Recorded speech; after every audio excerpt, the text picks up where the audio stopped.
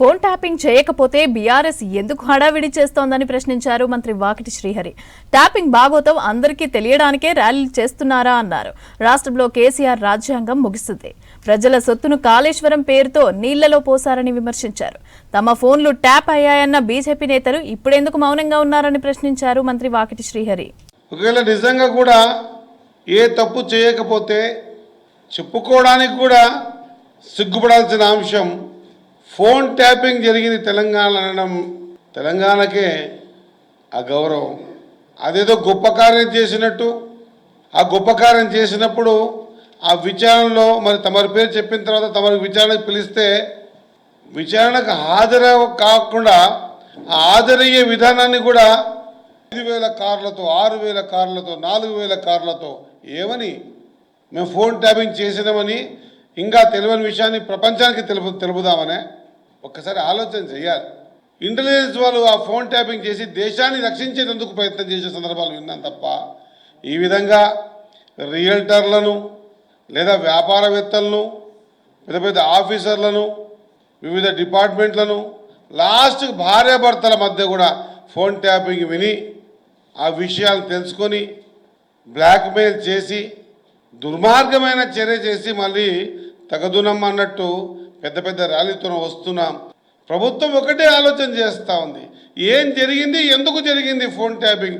దీని ద్వారా వందల వేల కోట్ల రూపాయలు వెనకేసుకొని ఆ ఫోన్ ట్యాపింగ్ ద్వారా ఇంకా ఏమేమి బయటకు వస్తాయో తెలియని పరిస్థితుల్లో మేము చెప్పడం కాదు, లేకుంటే మేమేదో రాపించడం కాదు, ఆయన మీద పెద్ద ఆయన మీద మాట్లాడడం కాదు, సొంతంగా కన్న కూతురే సొంత రక్తమే అంటుంది కదా, మరి సొంత నా భర్తది నీ అల్లుని అడుగు చూడకుండా ఫోన్ ట్యాపింగ్ చేసిందని అదేదో ప్రభుత్వం మీద బురద జల్లే కార్యక్రమం పెట్టుకోవడం, దీనికి మన రాష్ట్రమంతా బంధులు నిరసనలు చేయడం. దేనికి బంధు? ఎటువంటి పరిస్థితుల్లో కూడా ఈ పూర్తి సమాచారాన్ని ప్రజల మధ్యలో ఉంచేందుకే ఈ కార్యక్రమం రొటీన్గా జరుగుతున్న కార్యక్రమం ఇది. దీంట్లో ఎవ్వరు కూడా ఇన్వాల్వ్మెంట్ కానీ అస్తమాన ముఖ్యమంత్రి గారి మీద కానీ మంత్రుల మీద కానీ ప్రభుత్వం మీద కానీ మాట్లాడి చేసిన తప్పంతా చేసి ఎక్కడైనా విన్నామా? అది ప్రైవసీ. ఫోన్ ట్యాపింగ్ చేయడం అనేది మర్డర్ కంటే ఇంకా వేరే కార్యక్రమాల కంటే ఘోరమైనటువంటి పని. ఆ పని చేసిందే కాక మళ్ళీ మీదంగా 5,000 ర్యాలీతో 5,000 బండ్లతో ర్యాలీ అంటూ అదంటూ ఇదంటూ రాష్ట్రమంతా నిరసనలు. ఎందుకోసం నిరసనలు?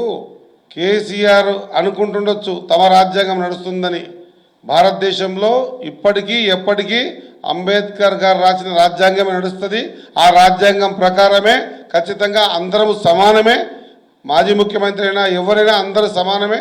ఖచ్చితంగా గతంలో చాలామంది ముఖ్యమంత్రుల మీద మాజీ ముఖ్యమంత్రి మీద ఏ విధంగా అయితే ఆరోపణలు వచ్చినప్పుడు వాళ్ళు వెళ్ళి మేము ఇగో ఇది అని చెప్పి ఎట్లా చెప్పుకున్నారో చెప్పి ఉండింటే కొంత గౌరవం మిగిలేది. ఈరోజు ఆ పేరు మీద చెప్పేందుకు ఏమి లేక ఏదో సింపతికి ఏం చేద్దామనో లేకుంటే ఇంకోటికి ఏం చేద్దామనో ఒక ప్రయత్నం చేసి వాళ్ళే సెల్ఫ్ అవుట్ అయ్యారన్న మా విషయాన్ని మరొకసారి గుర్తు చేస్తూ